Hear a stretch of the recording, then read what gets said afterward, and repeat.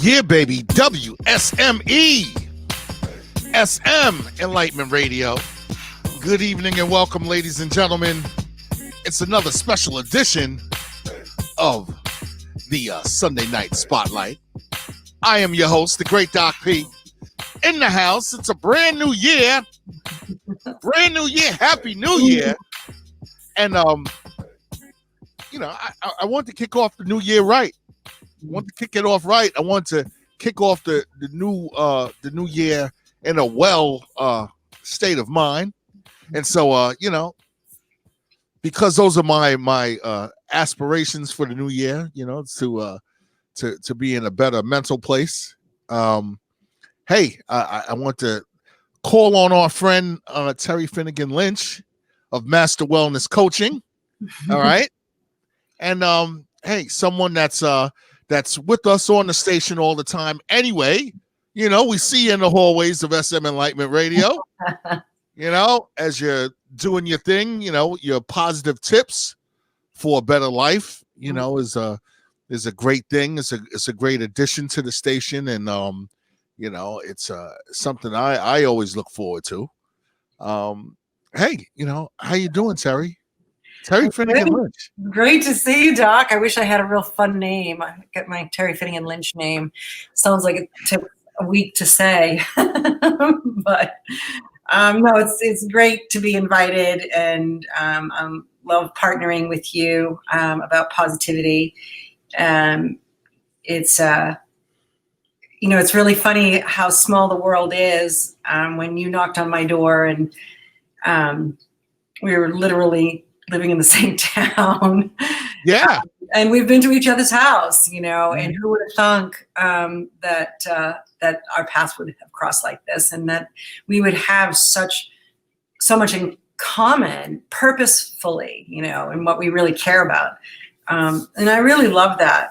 And so it's meaningful to be invited to welcome in, you know, a new year, to offer hope and ideas and encouragement about, you know, what's next. So I'm really happy to be here.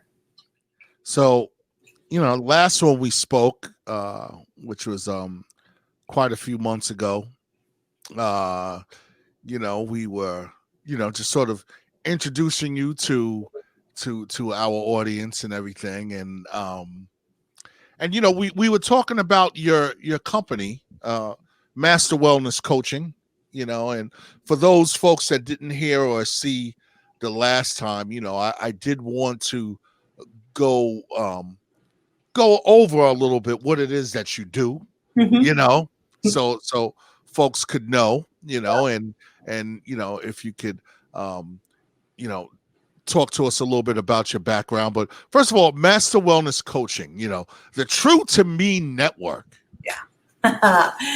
Yeah. So the True to Me Network is kind of a slogan, so to speak, like positivity is everything. Because I'm a family life coach, which, and each individual is invited to be their authentic self in the model. So the True to Me Network is be true to me so that I can be true to you, right?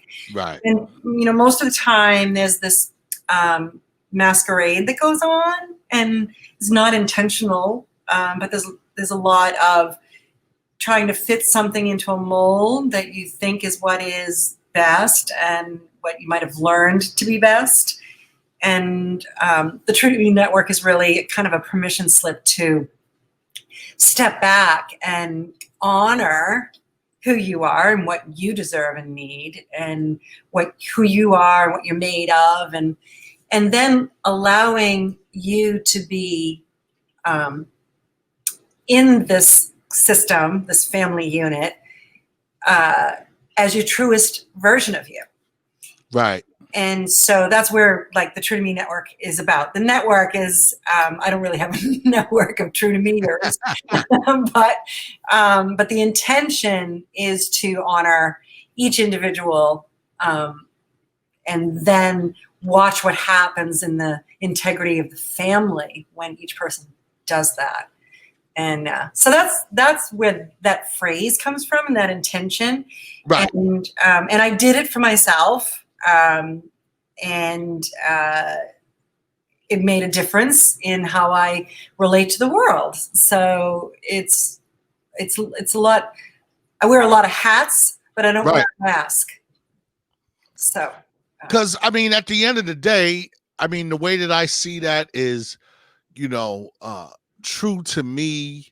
You have to be true to yourself. You have to honor yourself. You have to, you can't let yourself down. yeah, and the hard part is sometimes we don't even ask, who am I? Yeah. What do I want? It is where, we're more driven by what's next. There's a lot of encouragement to be reflective, with meditation and New Year's resolutions and things like that. And that's good practices. But the hard part is like really stepping into who you are. And because I had such a tragic moment in my life 18 years ago, I kind of had a clean slate. Like I just nothing. I couldn't bring anything forward. Right. So I was like, okay, here's my blackboard. There's absolutely nothing written on it. What do I want?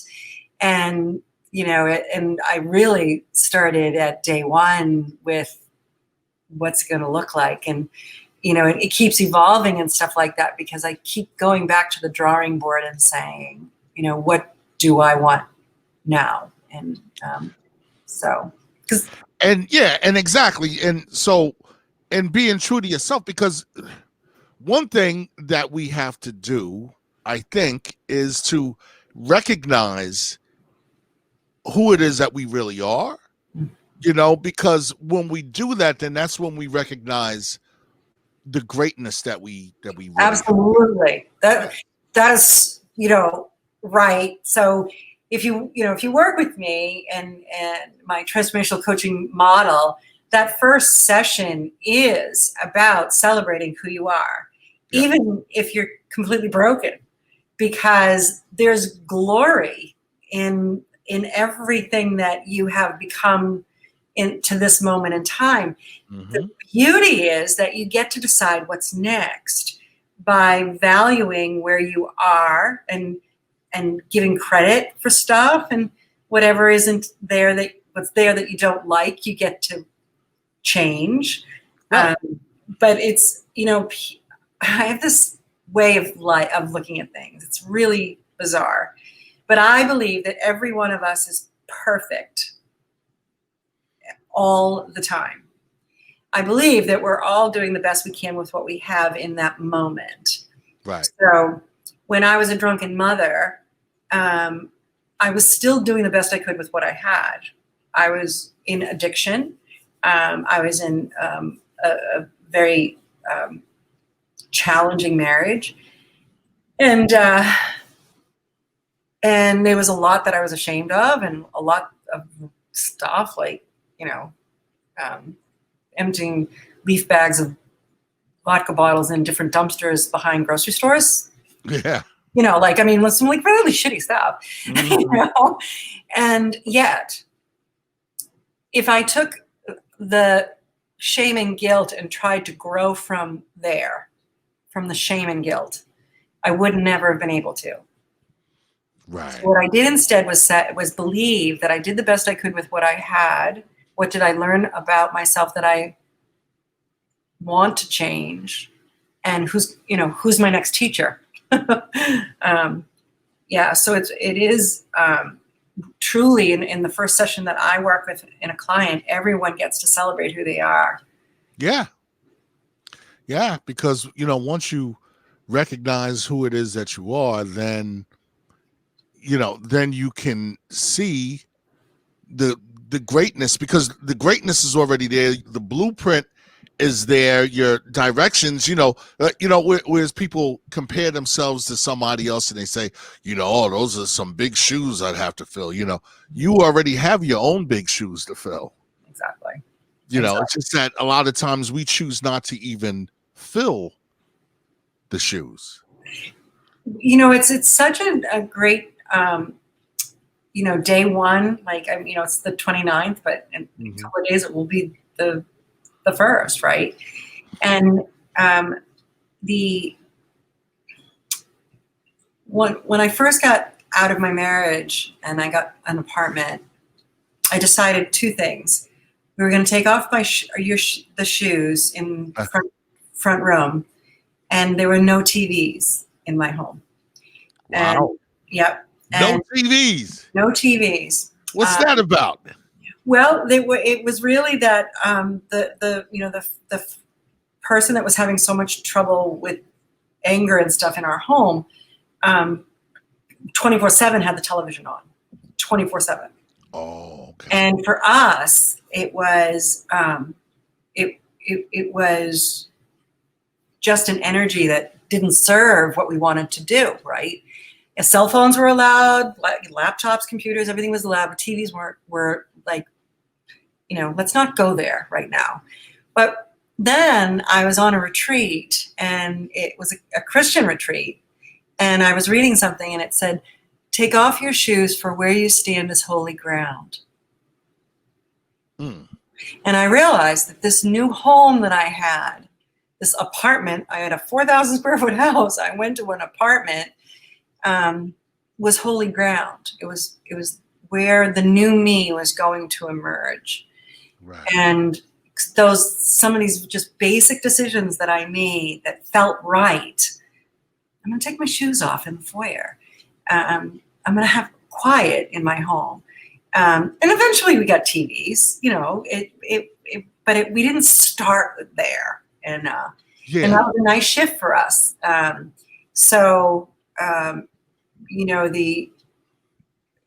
The wonder is, if you take off your shoes and stand in your own holiness and your own greatness, then you can see the shoes that are the greatness of you. Yeah. Right? They may not be the ones you're in. They may be the ones that are in the closet, or you haven't bought them yet. Yeah, because at the end of the day, the whole point is that, hey, you already have everything that it is that you need. Yeah. I truly say to my clients, as a life coach, everything that I'm showing you, you already know. I'm just giving you a window to look through to find it. Yeah. It's all the wisdom you need, you already have. All the answers that you desire are already there. And it's about taking away the distractions and sitting in that pause. That's why I think COVID was such a strong ingredient of my evolution this year, because it was this mandated pause. Everybody had to go inside, and it got real quiet, and it got real lonely, and it got really challenging. And I became a better person in all of that. Because pause is the space in which we get to move deliberately into what's next. Right. So in what ways would you say that you became better?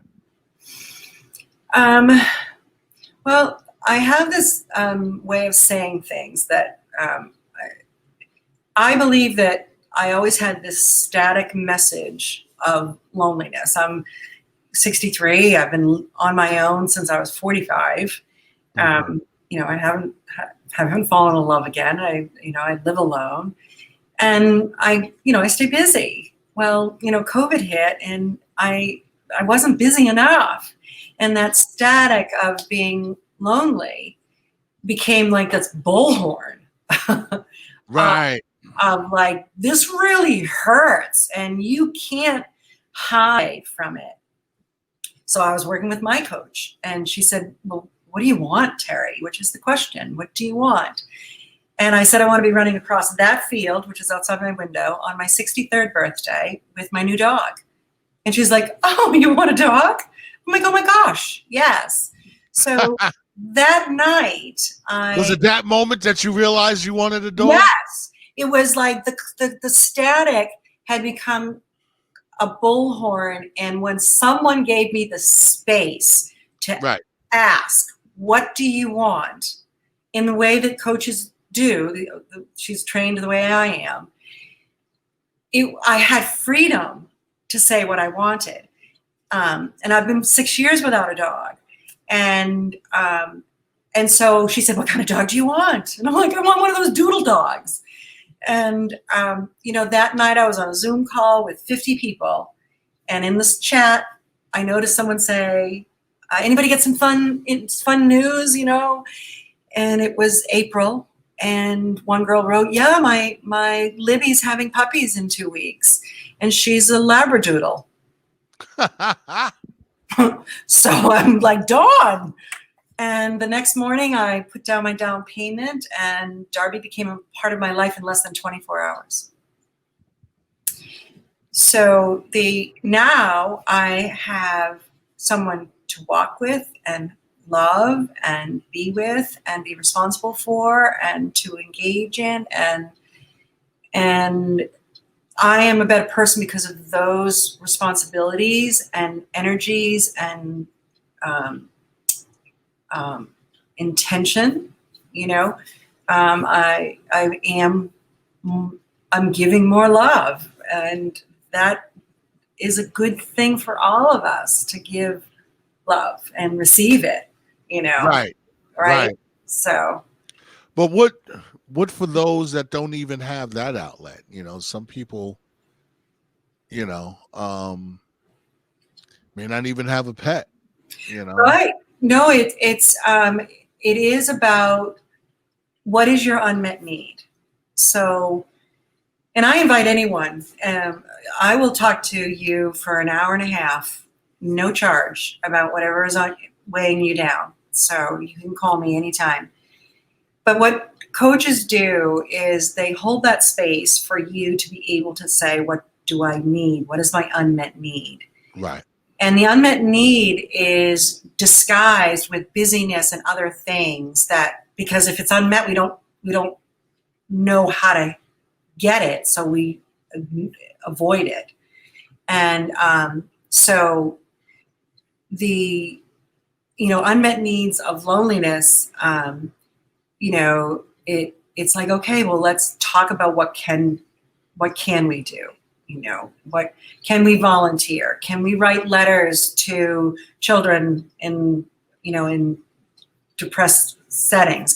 What can we create that allows us to share the love that we have and then receive the love that we deserve?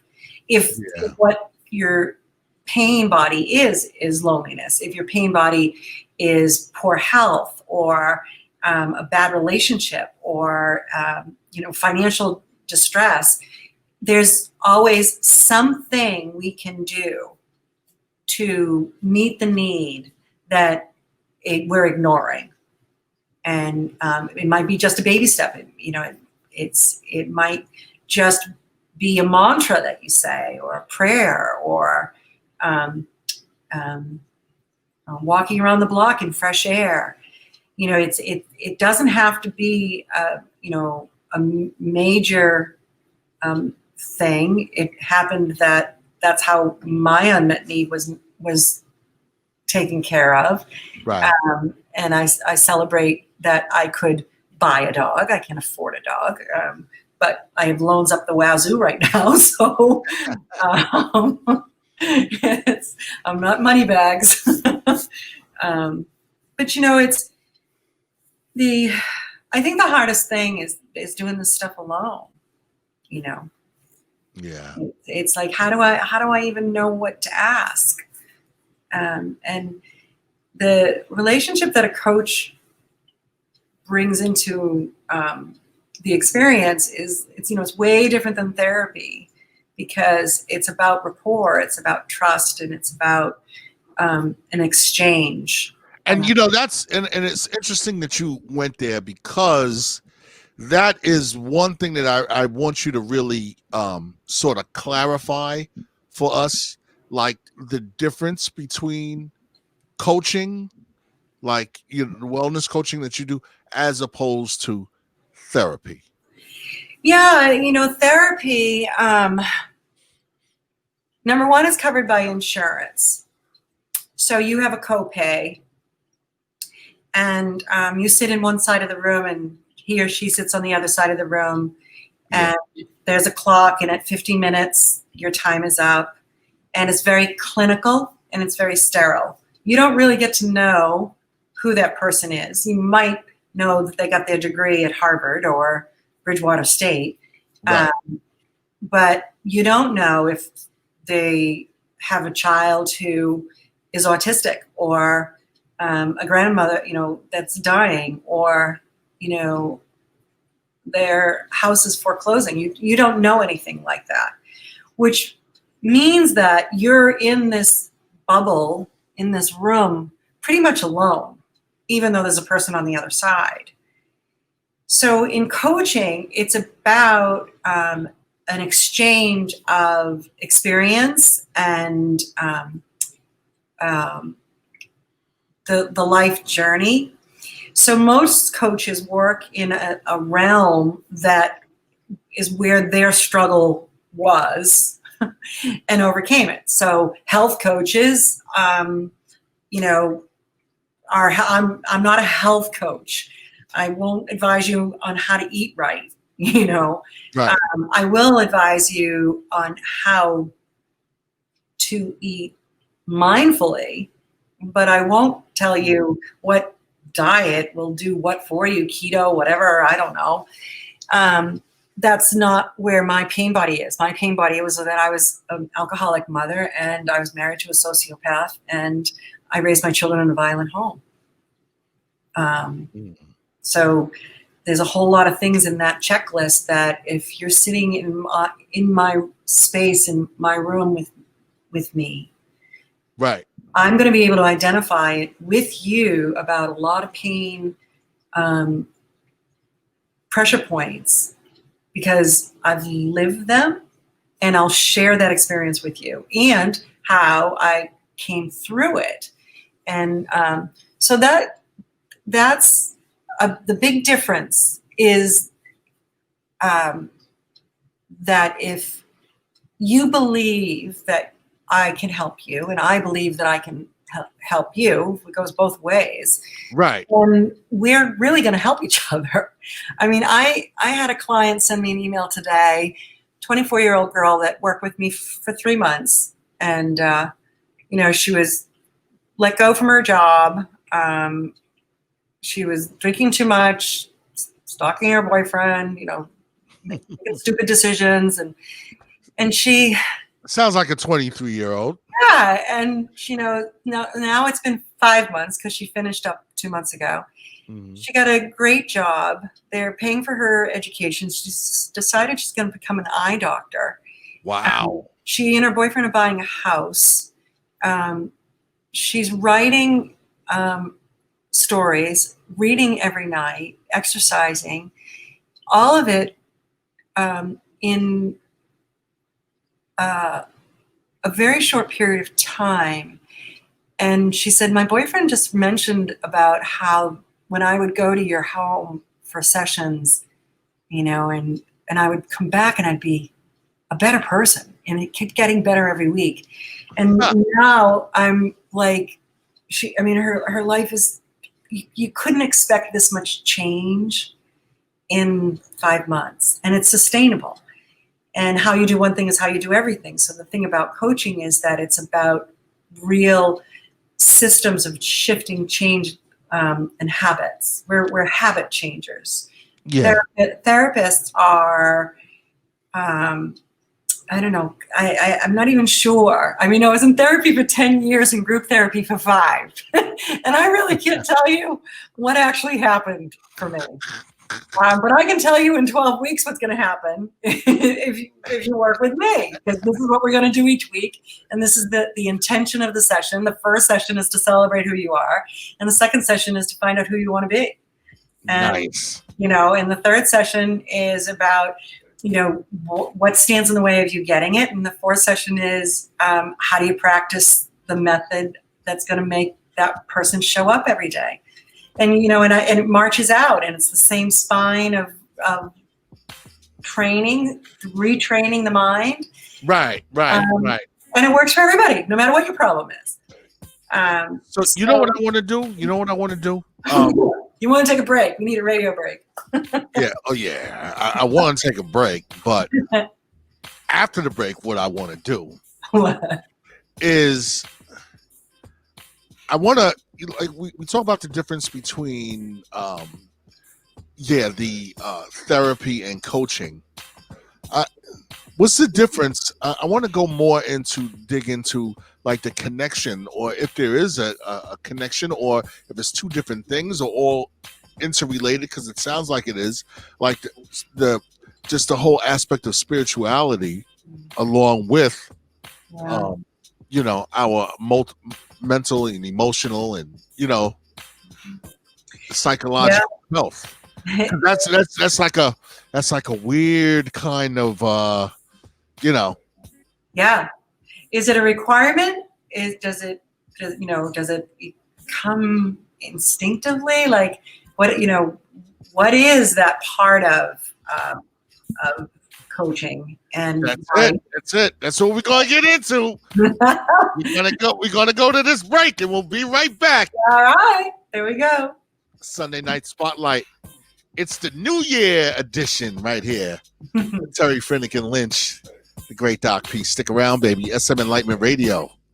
All right, baby. WSME. SM Enlightenment Radio. The great Doc P. In the house. It's a Sunday Night Spotlight. And hey, it's a New Year edition right here. Terry Finnegan Lynch is in the house. And hey, we're just talking about wellness for the new year, because we all want to be well. That is our natural state. That's the state that we're supposed to be operating in, is the state of wellness, right? Mm-hmm. It's just about how it is that we get there, and being that it's a new year, we have a lot of aspirations, we have goals, we have things that we want to do. People are resetting. Everybody's using that word, reset here. A lot of people making money off of resets too. So somebody could sell you a reset. They'll probably be broke in a short time though if it's not your own. Because all you need is you and yourself to do your reset, right? Yeah. Like people are buying products, they're joining gyms, they're joining subscriptions, and paying for a lot of different types of stuff.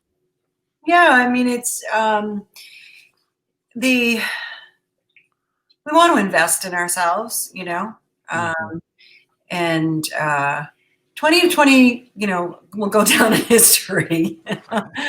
I think probably all of us changed more in 2020 than in any other time. Yeah. As individuals and as a community, not necessarily intentionally, kind of more as a reaction. And, my invitation now is, rather than reacting, let's create, because there wasn't a blueprint, yet we are out of the unknown that was so great, and got our feet underneath us, and like what do we want now? Like, what did I learn about myself? I think this is the greatest question that you can ask. is, what did I learn about myself that I would not have known had I didn't have shelter in place? And for me, that was a really big eye opener for me, to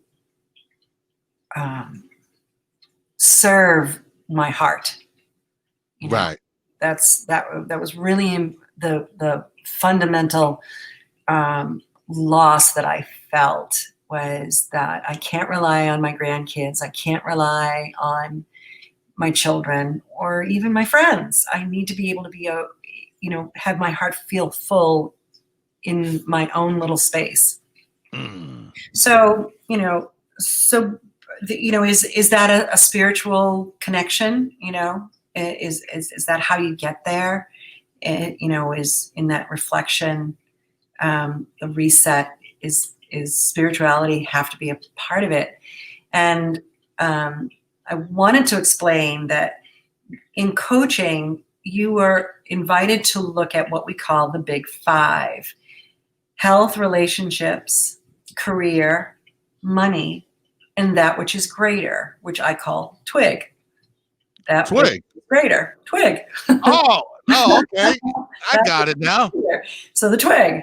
So the olive branch, who knows? But the, if you come in and hire a coach for your wellness,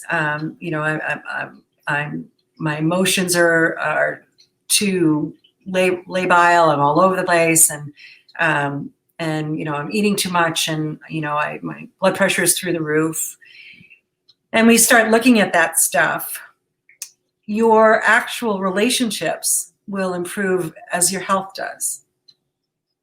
And your job will feel better as your health and relationships do. Because how you do one thing is how you do everything. So if you wake up and you're in a great space and you go out there and you're all good. Whoa, wait a second. Back up. Repeat that. All right. How you do what? How you do one thing. Uh-huh. Is how you do everything. Say it again. How you do one thing is how you do everything. So if I cut corners in my health, I'm cutting corners in my career, in my relationships, in how I manage my money, how I create money, and in my prayerful life. I don't just cut corners in my health. I cut corners everywhere. If I am diligent in my health, I'm pretty diligent in everything else too. So what that means is that if you choose to work on one part of the big 5, you will affect everything. And so that twig part of it, many clients come in and they're like, yeah, I don't have God in my life. I don't go to church. I don't pray. It's not in my wheelhouse. I'm like, okay. And there's these baby miracles that start happening in their life, and it feels like it's something bigger than me. Okay. You don't have to say, I believe in God or anything like that to affect the quality of what that which is greater is. It was really interesting. I had a client who was in a car accident where a woman died. She was a teenager. And she became a drug addict in that pain. Okay. And she was working with me, and we went out to the river. I live on a river. And we were looking at the dam. And I said, just lift your heels a little bit and drop them an inch over here, away from where you are right now. And I said, now look at the river. And I said, what does it look like? She goes, well, it's different. That branch isn't in my eye line anymore. I said, okay. So I know you don't believe in God and you don't trust God, but what if you made one shift and said maybe? right? So she's like, all right, yeah, I can do that. Well, she got home. No, it had been years since this accident. Okay. She got pinged on Facebook by a girl, and the girl said, do you know who I am? And she said, I think so. And the girl says, you killed my mother. Ooh. Now, what I said to this woman was, you did not kill someone. Someone died in an accident that you were involved in. Right.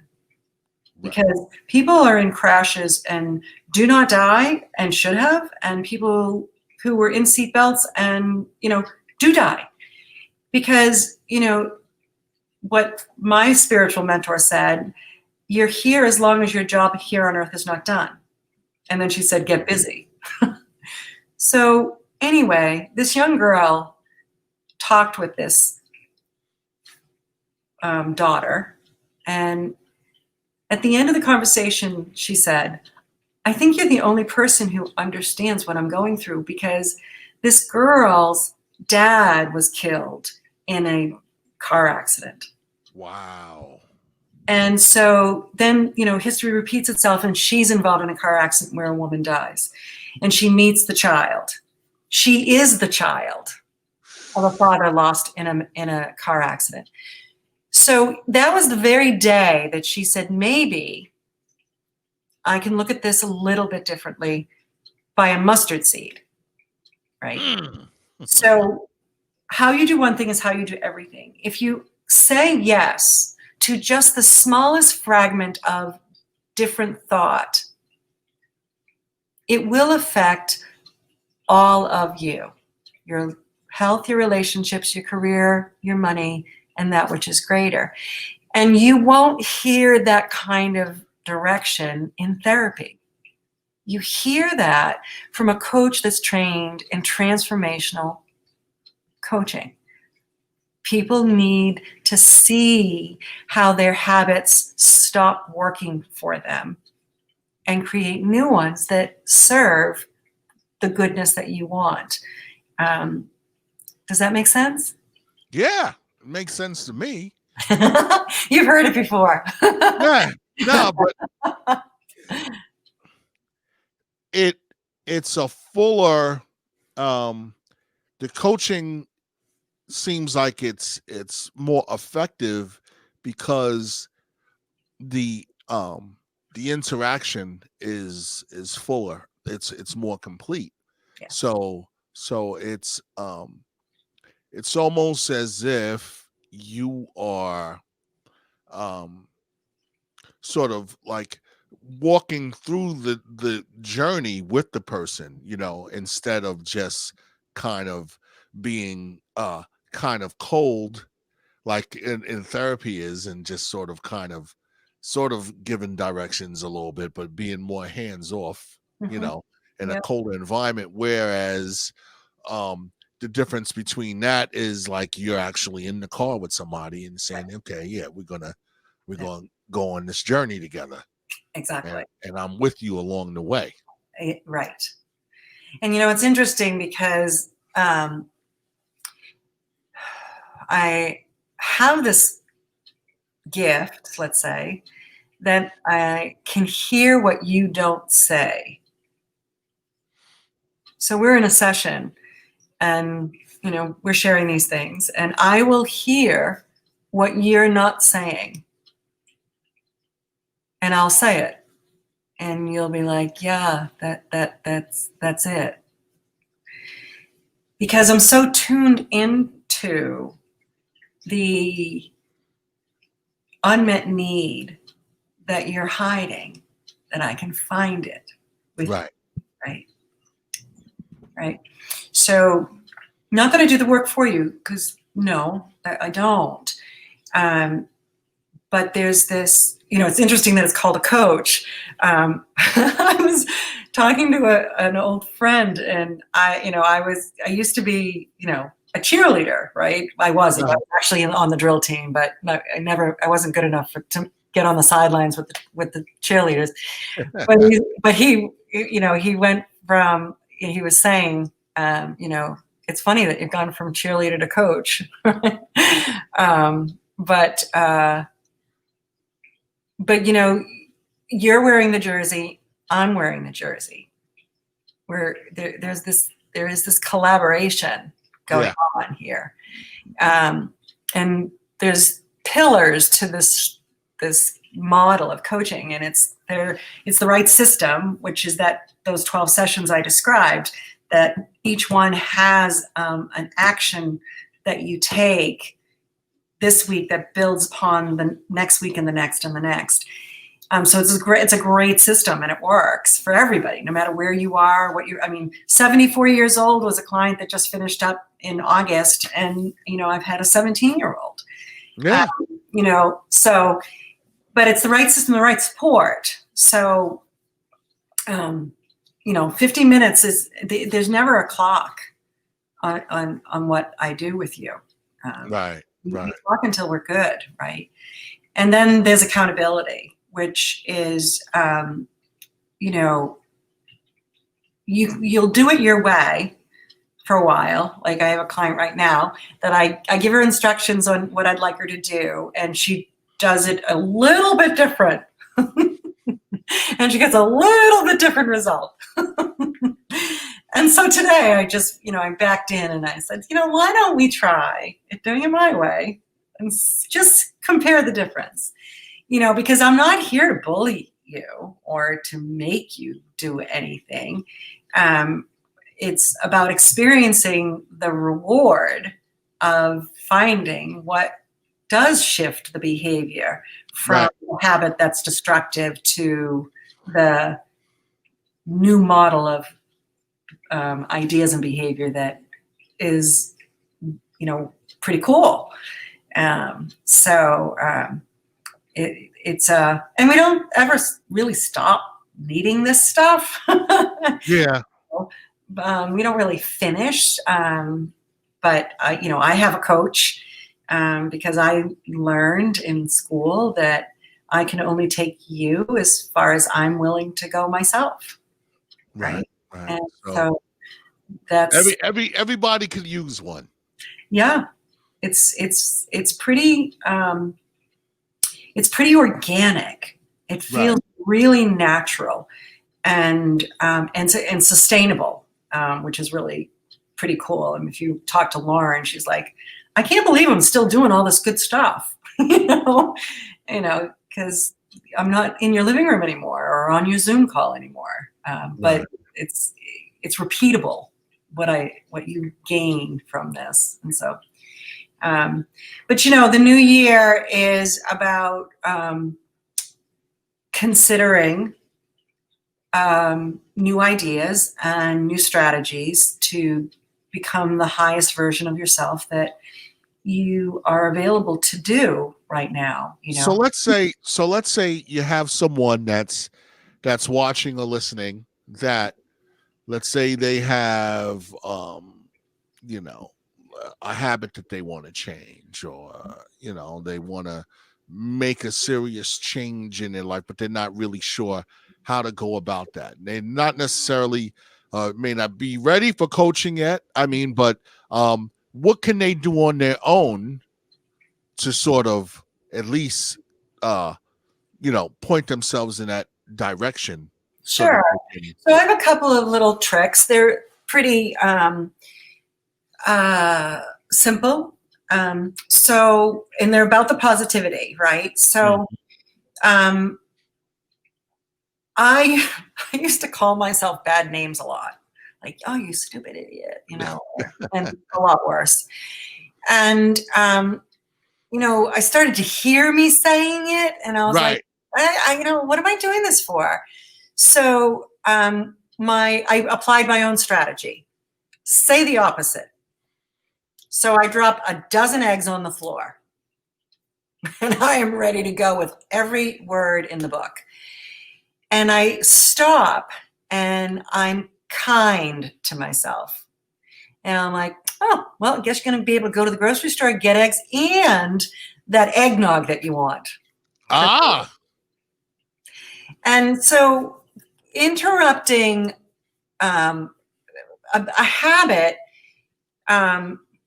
So remember when alcoholics they had these recovery programs, and they were 28 days long. There's a movie called 28 Days. Mm-hmm. Well, it takes 28 days of doing something differently every day consistently to change the rewiring of the mind for the habit.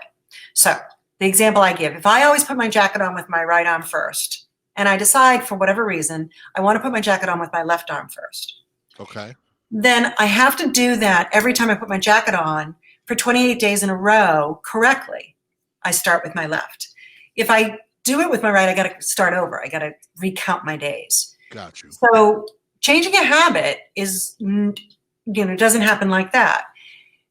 But to start is to say the opposite, to begin to get another message in your mind about what is different. And then, and I told you about this, physically rearrange your stuff. Mm-hmm. So if you have a habit that you get really irritated with your kids by 4:00 in the afternoon because everybody's home and you've had it, right? Right. You don't want to be like that anymore. Well, where are you usually at 4:00 in the afternoon? Well, I'm wrapping my stuff up in my office. All right. Well, go to your office and rearrange your office. Put the lamp on that side of the desk, your pen's in a different drawer, buy a new chair, but wherever there is a pattern, mix it up. And I always tell people the best way to start your day off differently, if you want to change a habit, is go to your dresser. And if your underwear is in the top right drawer, put it in the bottom left. And if your jeans are in the bottom left, put them in the top right. Because when you get up and you go, okay, I need my underwear, and you open your drawer and it's your jeans, you're like, that's right. I'm doing things differently. I'm going to think differently today. And that physicality shakes up the brain patterns of this is how I always do something. And automatically a new neural pathway has to be created because you have to go down to the bottom left drawer to get your underwear. So literally there's a new neural pathway because you moved your underwear. So if you do these things, like if I drive to work every day the same road, take a different road, anytime that you redesign a pattern, it rewires the brain to open up for new possibilities everywhere else. How you do one thing is how you do everything. So if I change some of the routines that I do on a daily basis, then I'm telling my mind that change is possible. And then at 4:00 in the afternoon, if I am conscious that I don't want to yell at my kids, then perhaps what you do when you come out of your office is you're more hopeful and you say, hey gang, what does everybody need? Mom, everybody's got mom for half an hour. Hit me with it. Nice. Instead of, leave me alone. I've had it up here. And so the idea here is that within your own physical space, you can begin to convey to the neurology of your brain that I want to do things differently. And you create a new neural pathway by physically changing things around that will then allow emotion and thought to follow. Bring the body, the mind will follow. Terry Finnegan Lynch. Happy New Year! Woo! Touchdown! That was a touchdown. That was a touchdown. That was a field goal. That was game down. That was a home run. Yep. That was the 3-point shot on the buzzer. Slap cut from the blue line. Hey, man, you dropped a serious jewel right there, and you dropped a few of them, and I'm just happy that we got it recorded. Something people can listen to this all year. Yeah. They start feeling like they are getting a little bit, off track. Yep. Just come back and view this. Come back and listen to this right here. This Sunday night spotlight with Terry Finnegan Lynch. Yeah. And WSME. I can give people, Terry Finnegan Lynch, that's my name. Lynch is my married name, and I was married to a very angry man. Okay. And Finnegan is my maiden name, and I really didn't have a great childhood. So when I was trying to figure out who am I didn't want to be any of those names. And I was very envious of people who had great names, like the Great Duck P, and I was like, oh, my name stinks. And then I realized it's my story. My name is my story, right? And so I use all of my name, Terry Finnegan Lynch. So if you ever want to reach out to me, terryfinneganlynch@gmail.com, say hello, and I'll help you get through this. But yes, come here and listen to this radio station for the positivity that all of us that care about this intention bring to the table. No matter what our art is, this is the place where you can hear it, find it, use it. Thank you so much. You're welcome. And the website, what's the website? Oh, it's masterwellnesscoaching.com. So www.masterwellnesscoaching.com. That's right. And we could also find you on Facebook and on Instagram, all those different places. But hey, just keep it locked right here. You'll always be able to find Terry through us. Awesome. All right. I'm gonna always be certain of that. Okay. Hey, Terry, thank you so much. All right. And I want to thank everybody for listening, everybody for watching. All right. And keep it locked, folks. All right. Right here, WSME SM Enlightenment Radio. Have a good night, folks. Happy New Year. Have a good one. Make it count. There we go. 2021.